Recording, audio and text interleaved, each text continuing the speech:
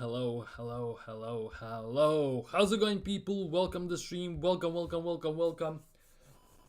back to the channel. And today, on today's episode, it looks like, and I'm quite happy about this, I'm not gonna lie, there is a bit of a transfer shift happening at Arsenal, and more specifically, it's happening mentally. It looks that way. It's happening in a way that, to some extent, nobody expected, but it's very nice to see because I'm more gonna talk about the fact that we heard quite a bit of stuff. Let's just put it that way. Quite a bit of stuff before, and now we're hearing the complete opposite. And that is something I absolutely love to see.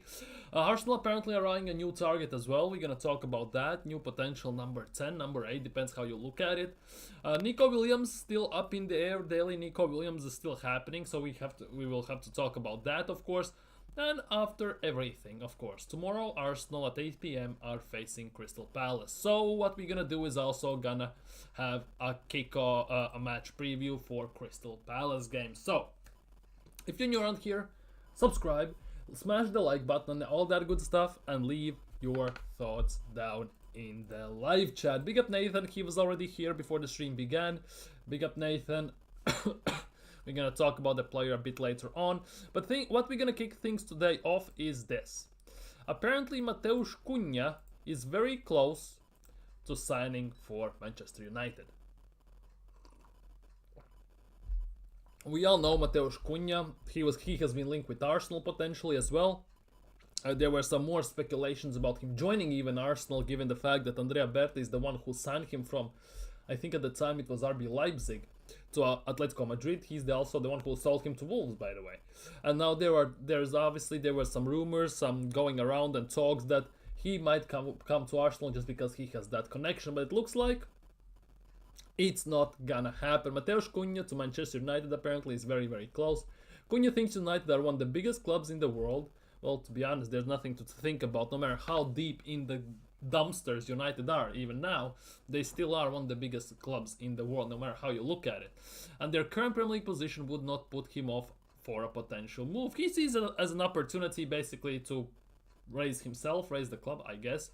He allegedly loves United, which is quite interesting given the fact that we heard lots of stuff about Arsenal, the links to Arsenal. But on one hand, I'm quite happy we are not signing him, because the price that was quoted, about 65 million or something like that, in my opinion was way too much. I'd much rather sign somebody else. So I don't want to say we dodged the bullet, but hey, it is what it is in that regard. Big up Hendon Gunner. Big up. Cunha is a no-go. Nathan is not a big fan of Mateusz Cunha, by the way. Nathan is not. I'm ignoring all transfer rumors. We'll just wait till the players are in the Arsenal kit and on the pitch. And to be honest, I totally understand that. Only reason, to be honest, one of the biggest reasons why I'm even talking about transfer rumors is the fact that you see what players we are linked with, in a way, right? And obviously it's also not confirmed whether it's true or not. But on top of all that, it's also quite fun to talk about the fact how that player compares to our players that we have currently, and potentially how he slot into the team, because let's be real, none of these things are confirmed. Obviously there are more talks about Nico Williams, more talks about Gyökeres, Zubimendi, players like that, but again, they are partially confirmed, partially unofficial, and nobody knows what's actually going on in that regard besides the agents, the club, and you would assume also the player and his agent. So ultimately, at the end of the day, until that player holds the shirt up, obviously there is no sense in trusting any of this stuff. Swiftly moving on. One of the biggest problems at Arsenal.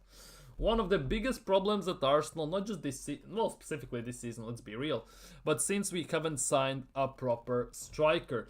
These are Arsenal's top scorers in the Premier League after 33 matches this season. So think about this way. We are almost done with the season, and these are our best goal scorers this season. Kai Havertz is on 9 goals, and he's been on 9 goals since he got injured in Dubai. So that isn't telling you something. And by the way, having a top goal scorer in your team with 9 goals in February nearly, that is actually quite embarrassing. And that is not a sign of a team that is going for a title whatsoever. Let's just say it as it is. So Arsenal, Arsenal really missed the boat with signing the striker in January, in summer as well last year. So there is hope and pray that Andrea Berta can change the tides and we can actually sign a striker this summer specifically. Exactly, just like Hendon is saying, we will have to wait and see what Berta does and what he delivers. Time will tell, obviously, but for now, it's all speculation, it's all rumors, and nobody really knows what's going on. But just look at these goal scorers. Kai Havertz on 9, Martinelli on 7, Trossard on 7. Merino on 6, by the way. He's our striker, some ironic reason. Bukayo Saka on 6, Vanieri on 4, Partey on 4, Jesus on 3. Jesus is on 3, lol. Gabriel Magalhaes is on 3. So our center back is on the same amount of goals as Gabriel Jesus, and he has more goals than Declan Rice, and our creative spark, our captain Martin Odegaard. Isn't that telling you something? Isn't that telling you something? I'm not gonna lie, it's quite embarrassing stat to look at. That I'm gonna tell you for sure. It's a quite embarrassing stat to look at, and Andrea Berta needs to fix this as soon as possible. On last few days also we have spoken about Dean Huijsen, center back from Bournemouth, 20 years old, very up and coming by the looks of things. He is one of the hot prospects these days, linked with Newcastle, Liverpool, Real Madrid even to some extent, also Chelsea. And Fabrizio Romano has said that from what I'm hearing, Arsenal are also interested in Dean Huijsen. Newcastle dream of him, but I think it's going to be very difficult to get the deal done now with Chelsea, Liverpool and Arsenal. These three clubs are really interested. And I can see how Huijsen fits into the team, I'm not gonna deny that, but also to some extent, the more I spend time on social media, which is obviously not a good thing in general, but when I scour specifically through Arsenal fans, when I scour through tweets, videos, streams and everything, the fan base is quite split on Dean Huijsen, by the way. They are not sure whether we need him or not. That is the big question, whether we need him or not. Obviously, we need a center back, we need a defensive option to back up Saliba, maybe even to back up Gabriel. Obviously, that also is very heavily dependent on the fact what's going to happen with Jakub Kiwior. And if he can basically start to perform like he has done in the last 3-4 weeks, that would be quite fantastic to say the least. That means he would most likely stay. And as much as we, I cannot say we, as much as I am not the biggest fan of Kiwior, it's mostly been due to the fact that he plays as a left back. And same goes for also Zinchenko. One of the biggest reasons why I'm critiquing Zinchenko so much, because I see him only at left back. I pretty much never see him in midfield. And when he has played in the midfield as a starting role, he actually has done very good. There's no argument about that. And same goes for Kiwior. When he starts at center back, he's actually very, very good. It's the issue that he starts at left back when now the problems start. And Kiwior slowly but steadily with these performances kind of is winning me back. Kind of getting my respect back for him, that he can actually play for Arsenal. Obviously, we'll have to wait and see whether it's just not a few off games, whether it's just not a purple patch like Havertz had towards the end part of last season when he basically scored a goal almost, but it felt like every single game, hence why we most likely didn't sign a striker last summer. But obviously, time only will tell. One thing I'm praying for only for Kiwior's sake, so he is this reliable for the 3 games in Champions League. In Premier League, I don't care as much, but specifically for Premier League, because for Champions League, because then that means we actually get to the finals potentially. We actually can win the finals. Just gotta pop out for dinner. Big up. Have a nice dinner as well. Big up, big up, big up. Have a nice meal and everything. I swear, if we spend 50 million on Huijsen, just go to cheap in just to go cheap in attack, and that is one of the biggest worries. I would say that is one of the biggest worries for me in general. I think it's for lots of Arsenal fans having this PTSD when we spend big on certain position, which basically means we have to neglect other positions that are in desperate need for improvement. And that means if we sign extra money in some positions, that means less money gets diverted to that other position. Which, obviously, it's not a very good thing, because Arsenal have been doing this for a decade or so. There's no argument about that. But there is hope, again, for me personally, that Andrea Berta comes in and kind of fixes this situation. I'm not gonna lie, he kind of fixes the situation where he actually identifies the real issues at the club, and he goes for the necessary players to do the necessary things. So there obviously is hope. To some extent it's a hopium, to some extent it's copium as well. Nobody is gonna know what Andrea Berta is all about until the transfer window opens and we see some players coming in and some players going out. But for now, based on what we see in rumors, as much as you cannot trust them too much, At the same time, it's looking very promising. Obviously, there is some extra hope given to the Arsenal fans. Let's just put it that way.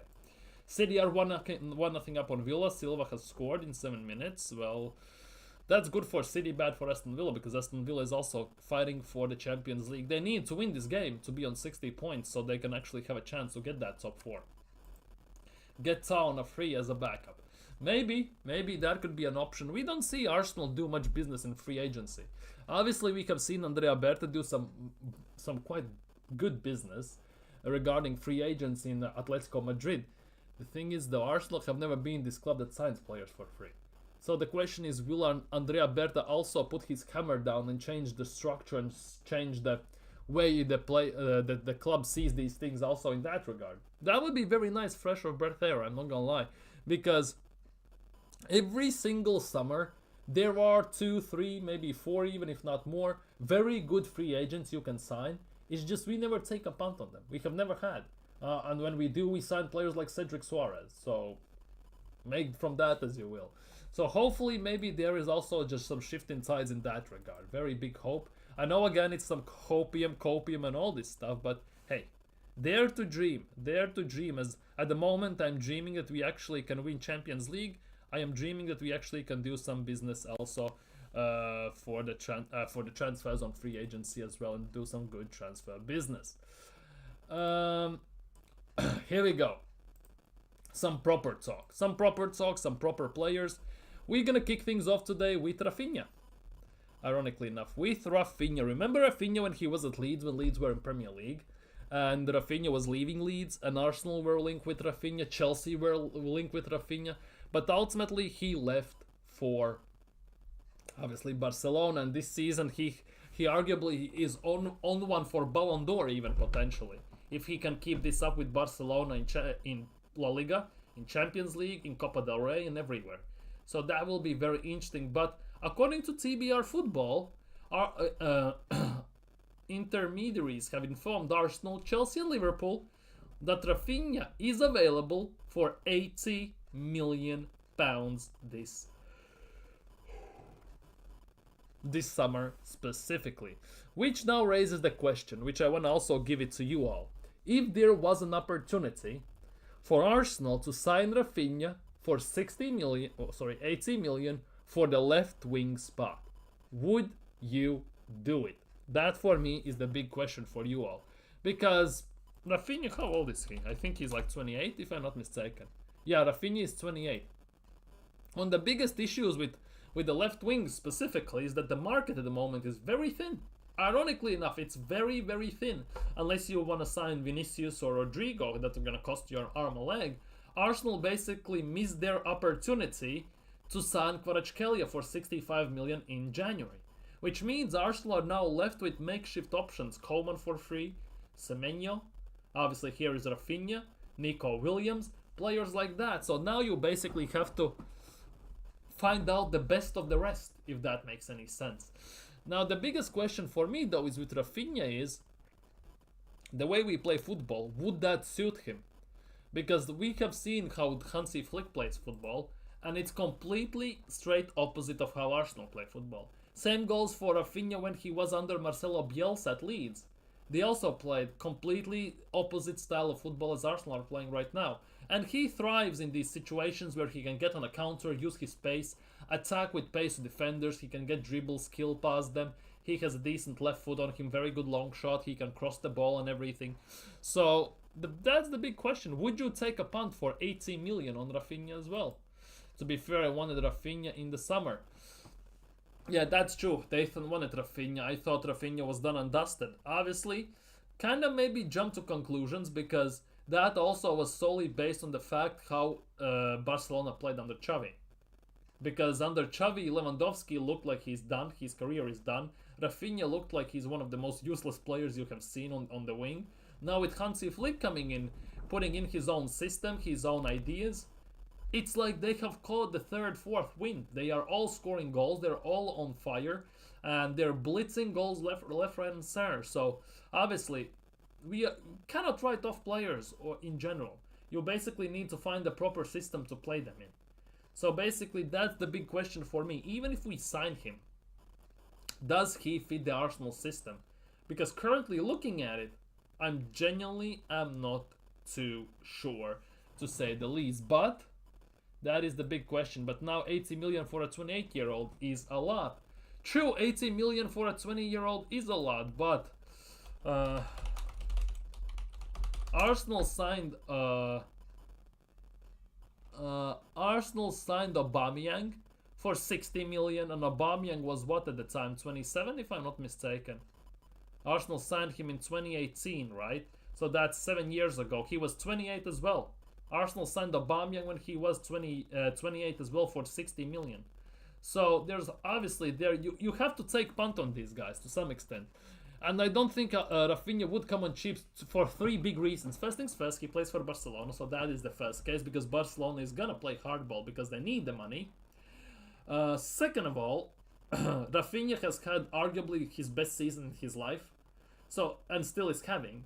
So that, especially if he wins the cups and leagues and everything, it means his price is gonna only go up as he performs. So, and his contract as well is somewhat long term as well, I think for 2-3 more years. So you need to take all these into account, and then if you look at it, 80 million doesn't seem too bad. Because at least for Barcelona, how Barcelona are playing, how Flick is coaching him, he is making him look like arguably one of the best left wingers in the world right now. That you have to definitely take into context as well. Big up BBK, big up my guy. Hope you're doing well today. Next year's World Cup, who knows what shape he will be in for the 26-27 season. True. There's also always speculation going on that players kind of tend to maybe step off gas before the World Cup because they want to play for the nation and all this stuff. There's always these rumors floating around, but I'm not so sure Rafinha is about that. Rafinha actually would play. The biggest worry is the injuries. As obviously Rafinha is not the most injury-prone player. Let's be real. The thing is though, Jesus was somewhat decent. He didn't have too many injuries. He had injuries, but he didn't have too many injuries, right? He goes to World Cup and bang, he's out for the whole season pretty much. He gets rushed back, he does his knee once again, he needs a surgery, he comes back, he needs another surgery, he does his knee once again. And now pretty much his career at Arsenal and on high level, you could argue, is over.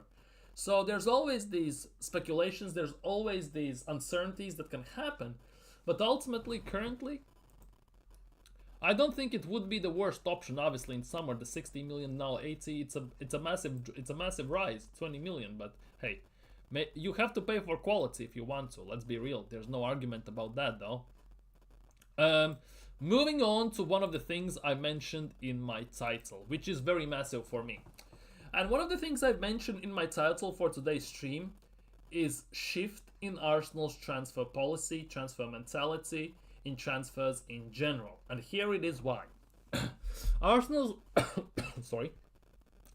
Arsenal sporting director Andrea Berta is becoming increasingly keen on to sign Victor Gyökeres. Obviously, we all know that.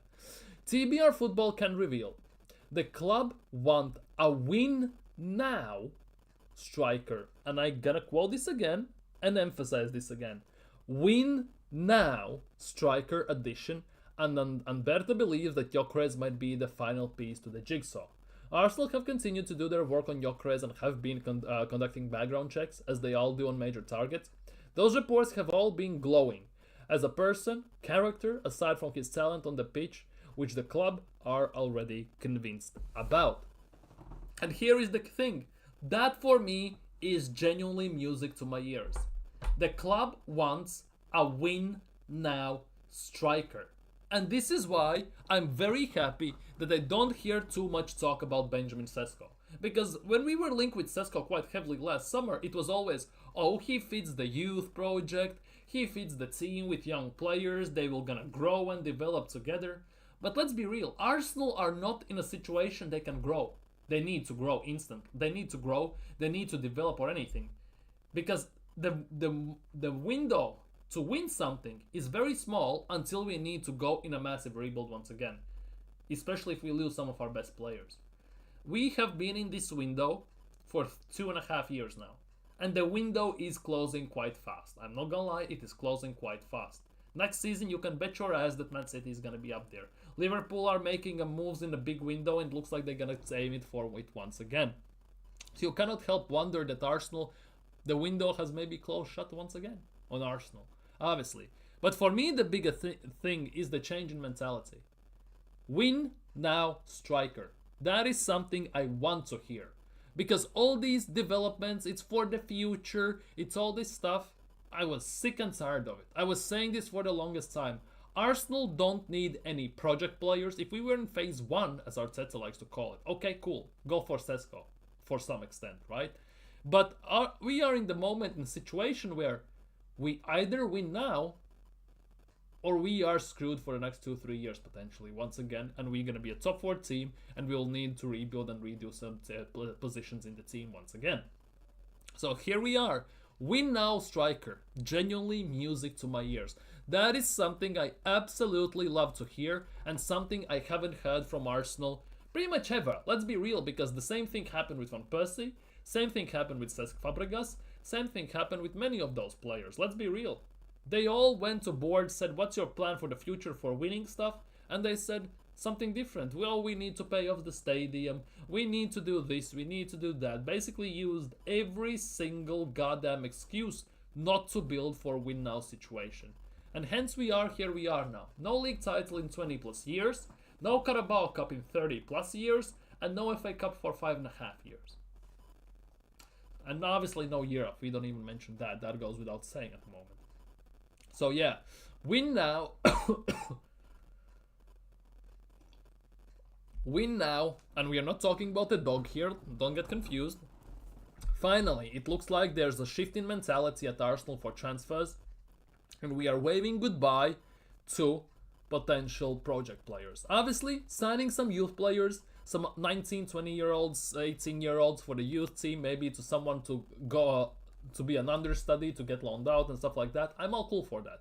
But to sign a 22, 23-year-old who is still learning on the job, that isn't as much a ceiling raiser or needle mover for Arsenal to get it over the line, we are way past that. We need win now type of players with experience, with abilities, and with proper backbone. And Gyökeres is one of those, and that is something I absolutely love to hear. Exactly, just like Nathan is saying, yes, win now. Ban Seško, Vlahovic, Flipe Nekitike, and all these guys. We need a win now guy who has been there, who is doing this stuff, and who wants to do it again, just on a much, much bigger stage.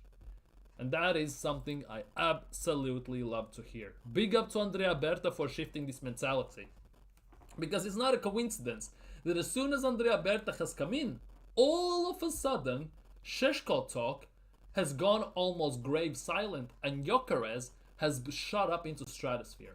It's not a coincidence. Andrea Berta with coming in is starting to shift also the mentality of Arteta, of the club, and I'm absolutely here for it, obviously.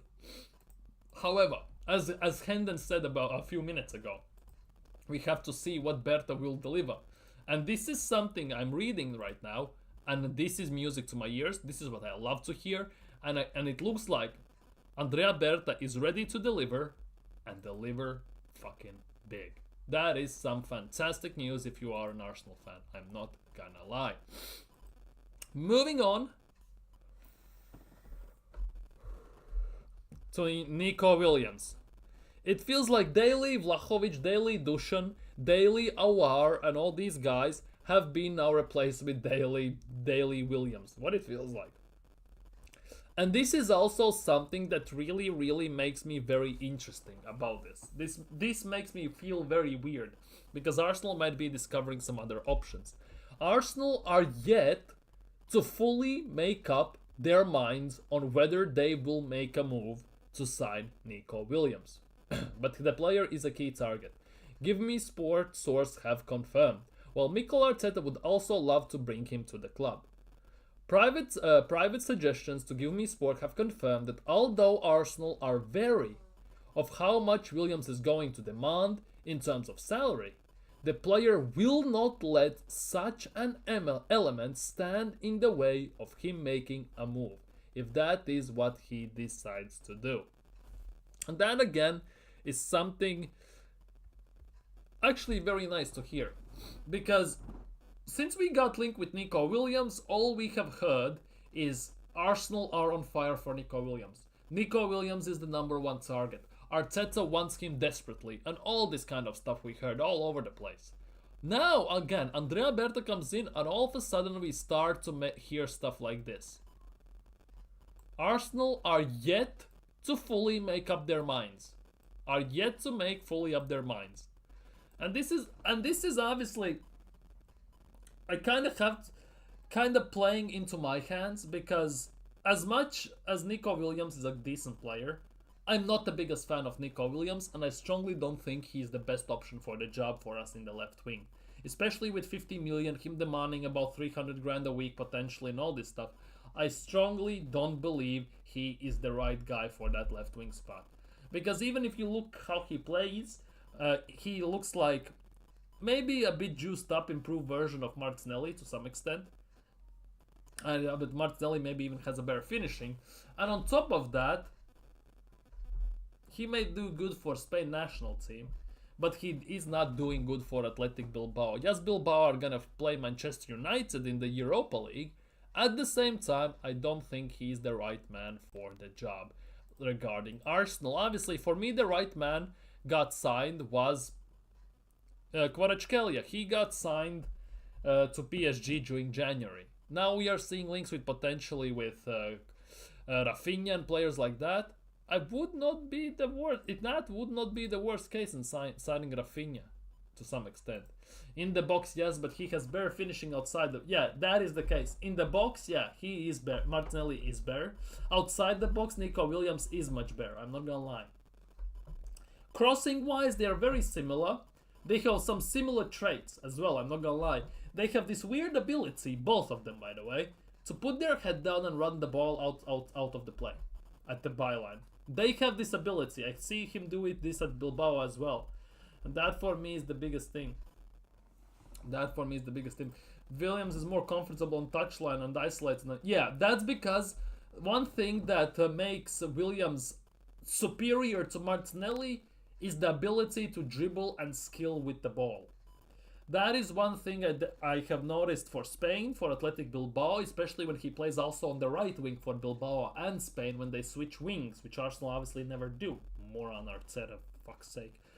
But he has the ability to play on the touchline, hug the touchline, especially with overlapping and inverting. That would be a very good option for him. He's very comfortable being in one-on-one situations, and he is not afraid to take on opponent in one-on-one. Martinelli has one ability. He pretty much throws the ball by the defender and tries to outpace him. He does that 99% of the time when he tries to get past defenders. Sometimes he cuts back. Nico Williams does many things. He tries some step overs, tries to hit the player off balance, tries to get past him, tries to rinse him, basically beat him at his own game. And that is something I really respect and like about Nico Williams to that extent. And that is also, I think, what Arsenal are missing quite heavily. We have lots of very physical and strong players in the team, but obviously with signing strong physical players it comes with a price. They don't have as good technical ability on the ball, which is something Arsenal, in my opinion, miss desperately. The technical ability, the first touch, the skill, the ball roll, some flair in their game. And that is something pretty much every single Arsenal player on consistent basis to some extent is missing. Williams is better at cutbacks. Yep. And he went and since he is right-footed on that left side, he can cut in and just shoot from the outside the box, which we don't seem to do at all. So I think that also could work in his favor, because Arsenal tend to do that a lot, with Martinelli at least. And Martinelli mostly whips in a cross or passes it across the goal, across the box to Partey or to Odegaard or to someone like that. If Martinelli lifts his head up, he'll be... Yeah, that is the biggest thing. If Martinelli knew how to lift his head up and dictate the tempo how he plays, because it feels like Martinelli has two gears. First gear, when he just walks around, and then he instantly shifts into 5th or 6th gear, and then he's full speed ahead like speedboat without a driver. Martinelli has two speeds. Nico Williams, on the other hand, he lifts his head, and he can shift between the gears quite effortlessly. from first into third to second to fifth, from fifth to first. Again, he can dance with the ball, and that is something I think Martinelli is missing. Martinelli would be a very phenomenal winger if he basically learned how to lift up his head and maybe learned a few skills and implemented them into his game. If he could do those two things, he would become 10 times more dangerous to defend against. And that would be very much useful for Arsenal. That I cannot deny. 100%. Anyhow, let's look at the games. Ooh, Villa 1-1. Rashford scored against City. Oh, the poetry and the irony of all this. Marcus Rashford scored a penalty against Man City. Oh, PSG are winning 1-0. I want to see what team PSG are putting out. Because PSG also play on Friday, if I'm not mistaken. So they have 2 games this week, while Arsenal have only 1, and that is tomorrow. So they put out Donnarumma. Neves is playing right back. That's a random one. Marquinhos, Beraldo, Mensch, Ruiz, Vitinha, Zaire-Emery, Kangin Lee, Dembele, and Kvaratskhelia. Neves playing right back. That's a bit of a rough one, isn't it? On the bench, Barcola, Desiree Doué, Hernandez, Kimpembe, Mailu, Mbaye, Pacho, Ramos. Very decent bench, I'm not gonna lie. And of course, Hakimi is not playing because he is on the rest. So that is the big question. How is that gonna pan out for Arsenal and the team in general? Anyhow, quickly moving on. Here we go. Here is the player I'm mentioning in my title regarding Arsenal's new potential target. And this is what Nathan also said before the stream even began. Apparently Sunset is a party boy, does drugs, and got into an accident at 5 AM recently. All these speculations, you know, all these speculations. Until, like, those are the mad ones, those are the worst ones, isn't it? But apparently Mikel Arteta is very obsessed, another buzzword for the media. By the way, you will hear this a lot. Arteta is on fire, Arteta is obsessed, Arteta is this, Arteta is that. Regarding players, you'll hear that on summer quite a lot. We have heard this already over the seasons and years. But obsessed with Athletic Bilbao's Spanish attacking midfielder, Oihan Sancet, who has scored 15 goals in 17 starts this season and has 80 million release clauses. Now, 80 million seems quite steep. 80 million seems hella steep. Now, the biggest thing is, obviously Sancet has a contract at Bilbao till 2032, if I'm not mistaken, for another 7 years. Hence why he has that high of a release clauses. But Sancet actually is fantastic. I really like Sancet as a player. Really like he can play number 10 and he can play as a number 8 if necessary as well. He's tall, he's strong, very good first touch, very good dribbling, and he can also pass the ball. He's not the best distributor of the ball, and here is the biggest comparison between him and Odegaard. If you look at this, the blue dots and blue lines is Martin Odegaard. The red ones are basically Sancet. And you can basically see from this that Martin Odegaard runs more, basically, and he tries to pass the ball more. He's more a facilitator, right? He passes the ball more. Sancet, on the other hand, is more like a secondary striker type of number 10, who is very direct and likes to take on opponents, which basically shows in this graphic that he is better at Odegaard in dribbles by a mile. At the same time, he also has scored, obviously, countless times more goals, and given that Sancet is like 6'3" or something like that, he has also won more aerial duels, which for a number 10 is very unheard of to some extent. Because obviously number 10 role in general, out and out number 10 is kind of dying out, pretty much is died out, so you need someone makeshift. But Sancet can play also as a number 8, and I think that also could potentially play in terms of Arteta and in terms of his versatility. Because Arsenal, it's been quite a lot being said that Arsenal want to sign 2 midfielders. One that's a number 8 can play a 10, and one that's a number 6 that can play an 8, basically, something like that. So Sancet actually could be a potential option. And I like Sancet, I'm not gonna lie, this is again one of my biased views, but I'm really big fan of Sancet. I'm not gonna lie. One of my favorite players from Athletic Bilbao at the time was obviously Llorente, who played for Spurs afterwards, but also was Iker Muniain, right? He also was a fantastic winger who could play as a winger and as a 10. And now there's this guy Sunset. If I had to choose between Sunset and Nico Williams, I actually would sign Sunset. As weird as it sounds to some extent. As weird as it sounds. Arteta only watches, like, to be honest, makes sense. He's Spanish, so kind of makes sense. Where are the Serie A players? And that is the biggest question. Given the fact that Andrea Berti is Italian, I would expect at least us being linked with some Serie A gems. And I'm not talking about Rovella, that we talked about yesterday from Lazio. I'm talking about someone like Ederson from Atalanta. Where is Lookman? Where is Ederson? Where is someone like Reinders from AC Milan? And players like that. Where are those guys? Because they all play positions Arsenal need desperately. And they are very viable options and potential options for Arsenal to improve up in. So that for me is another big question. We only are linked with La Liga players once again, and we are not linked with any Serie A players. Not sure why. Genuinely not sure why. We obviously have been linked with Serie A players. If you haven't noticed, that's how we bought Kiwior and we bought Tomiyasu. But no. Those are not the ones you want to sign from Serie A. From Serie A, you want to sign some proper ballers, proper wingers, proper defenders, and proper attackers. So for me, from Serie A, definitely would like to have Ederson, as I mentioned as well. What's its face? I forgot his name now. Reinders from AC Milan wouldn't be the worst option. Maybe Fikayo Tomori, maybe, but that's also up in there. Bastoni would I love 100%.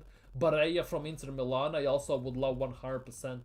And all this stuff. I saw that Alvarez isn't happy at Atletico. Why? Why isn't Alvarez happy at Atletico Madrid? Why? What doesn't he like now? He got pissed off that Pep didn't give him enough game time behind Haaland. Now what he's pissed off about? More not getting enough game time once again, or what? Here is a random one for today.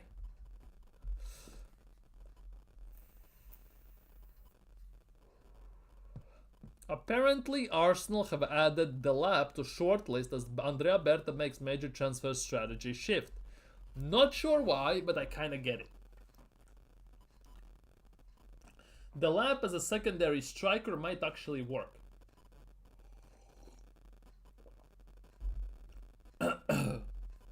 And I am one of those people who has been raving and being hell annoyed about the fact that Arsenal don't poach some of the smaller and weaker teams in Premier League's best players, like Olise, Eze, Gehi, who else is there? Buemo, Wissa, players like that. And now we are linked with Liam Delap, and I'm looking at this, thinking about it, and I cannot help but wonder. Baleba, Wharton, as well. See, Nathan is also saying Wharton, just like me. So I cannot help but wonder, Liam Delap as a secondary striker option behind Gyökeres, for example. Would you be happy about that? The only question then remains, what are we doing with Havertz? Because if that is the case, Havertz needs to go. He doesn't have a spot to play in. So I'm not too sure. I'm actually kind of confused, I'm not gonna lie. Like, this is kind of weird one. Alvarez apparently is unhappy with the performances and lack of winning. Atletico have crumbled this season. Can they still even win the league? Atletico Madrid are 11 points behind Barcelona, and they're currently playing against Mallorca. So it's looking unlikely, let's just put it that way. It's looking hella unlikely, to say the least, so I guess it is what it is. But yeah, Liam Delap, would you take him at Arsenal as a secondary striker option? That is the big question. Alvarez isn't used to no trophy, so what the hell is he gonna do at Arsenal then? We haven't won a trophy in 5.5 years. Well, 5 years.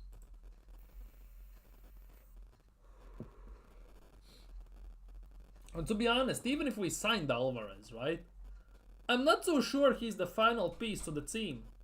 I'm not sure he's the answer to all of our problems. Because technically we need a left wing, we need a striker, we need a left center mid, technically. We need a left back, and we need the whole left side revamp still, which is kind of nuts to think even about. If you're looking at it in that regard. I'm not gonna lie. But yeah, hey, I guess it is what it is. I guess it is what it is. Nothing in that regard. Nothing in that regard. Well, yeah, there's no argument about that Alvarez is a proven striker, but he would cost more than Gyökeres. That for me is the big question. He would cost more than Gyökeres because he just signed for 70 odd million for Atletico Madrid, signed a long-term deal. So unless he himself pushes a move out, basically, we are not signing him, are we? We have been linked with him before. There's also no denying that, but I kind of don't see it happening. I'm not gonna lie. Anyhow, obviously, tomorrow 8 p.m. kickoff. Arsenal are playing Crystal Palace. Let's see what Mikel Arteta has had to say about the game and everything that surrounds our team. On Bukayo Saka's fitness, we have to wait and see how he reacts after the session, but it's nothing too serious. So, hopefully he doesn't start tomorrow. Let's just say that. Whether he can play on Wednesday, if we want to, we don't want to. Let's be real. I think he would have a good chance to play tomorrow. Calafiori and Jorginho. Calafiori is out, Jorginho as well. For Jorginho, I think unfortunately it will be a few more weeks, which is not ideal, I'm not gonna lie. As much as Jorginho is old and slow and all this stuff, obviously as a squad player, he's actually not that bad. You could say for the money we signed him, for the performances he has put out, I'm not gonna lie, he has actually done very good. He has given a solid 7 out of 10 almost every single game on average. I'm not gonna lie.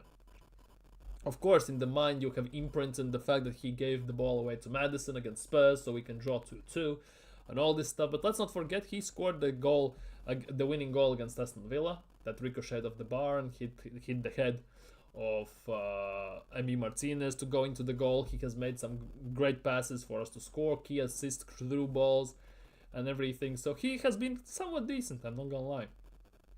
On whether he would rather have 6 days off after the game or not. Well, it's what we have. Let's take the opportunity first of all, earn the right to win the game tomorrow again against a really good side that have a really good record away from home as well. After that, we'll have time to prepare the game as well. And that for me is the other thing. During weekend, Arsenal obviously have no game. The game with Crystal Palace got pushed from the weekend to tomorrow because Crystal Palace are still in the FA Cup. So the big question is, will Crystal Palace rotate? And if they will, then how much? Because they have a very important game in FA Cup. So that also will be the question, what they're gonna do in that regard. That is also a big thing. Big up G-Star. Big up, and big up Jimmy. Big up Ojo. Big up my guy. So that is also the question. If Crystal Palace rotates, the question is for how much as well. That also is another question needs to be answered. On whether the gap will play a part in the team selection. Yeah, we have more days. The amount of options that we have, not that many. No argument there. Especially because of where some of the players are coming and amount of minutes that they can play. But it's good to have a little gap because we are really short in numbers. Well, that is what it is. That is what it is. PSG are resting big players. I hope Arteta rests some players. To be honest, PSG are playing on Friday as well. I think they will rest some players then. Currently, PSG are playing against Nantes, right? And they have a pretty decent team out, I'm not gonna lie. If you look at PSG's squad, right? They have Lee Kangin, Dembele, Kvaratskhelia, Ruiz, Vitinha, Zaire Emery, João Neves is playing right back, Marquinhos, Beraldo, Menge and Donnarumma. And on the bench they have Barcola, Desiree Doué, Pacho, and Hakimi is getting a rest. So basically that's about it. So some few players have been rotated, not that many.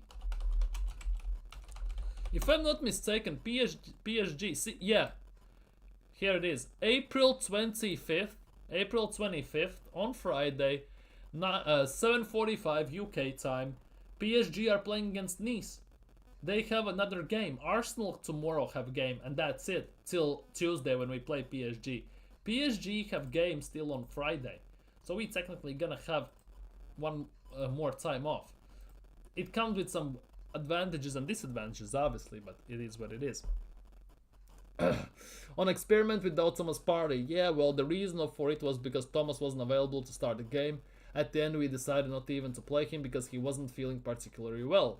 So we have some options. We have the opportunity to experiment, but we have all this as well.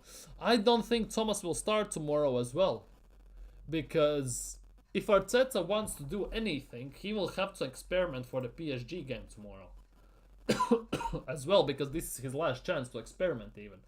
So Thomas Partey might not even start that game as well. There is a possibility of that, because Thomas Partey is not going to play against PSG at home, first leg, because he got a stupid yellow against Real Madrid at Bernabeu. But yeah, I'm not too sure. It's basically 50-50 in that regard. On whether there is any update on Partey's contract. On Thomas, you can waste many more minutes with Andrea if you want. That sounds very weird. You can waste many more minutes with Andrea if you want. That sounds hella confusing. Nice is a big game for them. Yeah, it will be. Even though PSG have won the league already, they are still on course, winning league and having an invincible season. They're still on course to that. Not sure what they're gonna prioritize. Partey is getting punished for getting a yellow. That's what it feels like to some extent. Partey is getting punished for getting a yellow. But that was a stupid yellow. It looked like Declan Rice was ready to weigh his head in after he got that yellow as well. On Liverpool getting ready to celebrate, our incentive is to win our game and do our best to continue with the round that we are on right now. The rest we cannot control. And that's not wrong. That's not wrong. There are also some rumors saying that Arne Slot is gonna gather all the Liverpool players together and watch the game with them together, just in case Arsenal lose to Crystal Palace. There's also rumors about that happening potentially, so they can celebrate together already. Whether he likes winding up the opposition. If another team suffers, yeah, it depends on how you make them suffer. On Spurs having to give a guard of honor. I think you're going too far. I'm too focused on the match. I think that's a weird. I'm too focused on the match. Well, I think. On Odegaard's stats this weekend, yeah, he was great. I think he was really good in the match. I think he affected the game in the way that we want. When you look at the numbers he provided, he was exceptional. So that's a level that we need, Martin.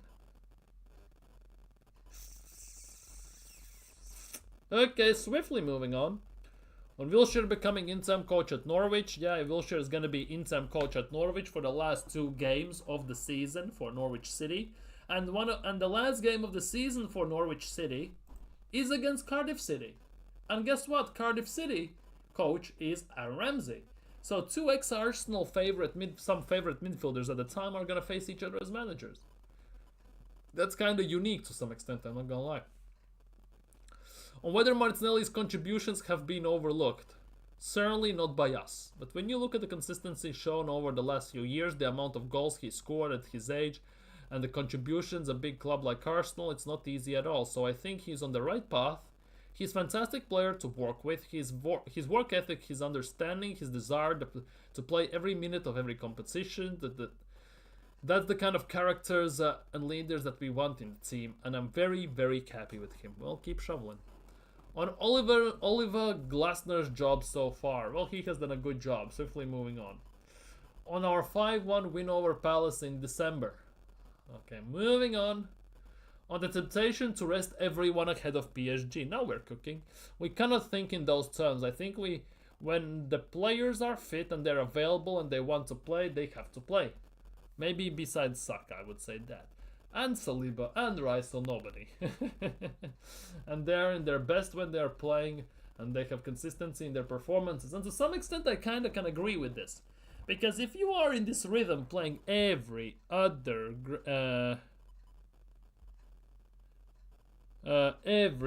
game, every other game, then it kind of puts you in the rhythm. It kind of works for you, and it's actually quite fantastic. So in that case, it's actually working quite nicely, if you ask me. But when you have some time off, you can kind of fall out of the rhythm of the game, so you kind of lose the taste for the game, and it sometimes might take you a bit longer to basically get back to the rhythm. And by that time, it could be too late. I see that quite consistently as well, not just in basketball, and not just in football, and basketball, hockey as well. Uh, or not giving himself, if any player, on not forgiving him. So there's always balance. Well, yeah. Whether players still want to go into management, nobody cares. On whether Jorginho will be back before the end of the season, I hope so. On Calafiori's injury problems, well, 3 of the injuries, obviously they're impact injuries, and this really bad twist. Well, no argument there. He's been more injured than he has played, what it feels like. Whether he's surprised with Aaron Ramsey's progress, no. On whether they are disciples of Arsene Wenger, obviously. On scoring from short corners, yes, I mean, the James adapts to do something, the weakness will be somewhere else, and that's our job, to try and analyze the attack to exploit as good as we can. Whether left back Miles Lewis Skelly position for the rest of his career, I wouldn't go that far, and Arteta has said it quite a bit. He kind of sees him, Skelly, at some point in the midfield back. Whether he could play in center midfield to replace Thomas Partey, yeah, he can play as an 8, he can play as a 6. He's played there before many times, and he has the qualities to do that. And if he'd like Bukayo Saka to sign new deal in the summer, yes, when the time comes, we'll have those conversations. I'm sure the club is very on top of it. Okay, blah blah blah. Starting 11, and we are ending it there. I need to run off. I'm feeling still hella sick, so I need to kind of take some rest before I go back to work tomorrow. David Ryan goal, because, well, what else? I would start Ben White once again, just like he did against what's-its-face. At center back, we don't have too many options, so I guess we have to do this. I would play Miles Lewis Skelly at left back, just to get him some legs into him, and then after that he can actually come off as a sub. I think since it's Palace, we're gonna play the same way as Rice is gonna be in the 6. I kind of think he's gonna do the same thing he did against who he just played, Ipswich, because he needs to kind of prepare the blueprint for the PSG game. Attack, on the other hand, I would rest Saka 100%. I would start Trossard, and obviously I would play Martinelli. Now, obviously, there's some room for debate to play some other players, but obviously I don't know if that would be the case in this regard. Not too sure. I'm generally not too sure what to make of the starting 11 for tomorrow's game, because afterwards we have a week off, which could give Mikel Arteta an incentive, basically, to play some of the best players. At the same time, we don't have too many options to rotate in specific positions, which again leaves us very vulnerable for one random injury, one random slip, which basically ends the player's season, which is a big worry for me in general, given that our team rides upon certain players being fit for the whole season to actually be successful, which is quite pissing me off, but it is what it is. This team was built like that by design, and that is on Mikel Arteta's shoulders, so it is what it is. But only things I can still see, maybe Zinchenko starting instead of Skelly. I can see that happening. I can see maybe Sterling starting instead of Martinelli. But the one thing I'm very worried about is Crystal Palace, because they're going to play some physical game. Like, they're going to try and get into us. They're going to try maybe fall us a bit more. Hence why I would not start Bukayo Saka, just to avoid that injury problems like we almost had it against Ipswich Town, which already he got asked in interviews about, and he said that it is still a bit worry, but it's not too serious, so he's going to be fine.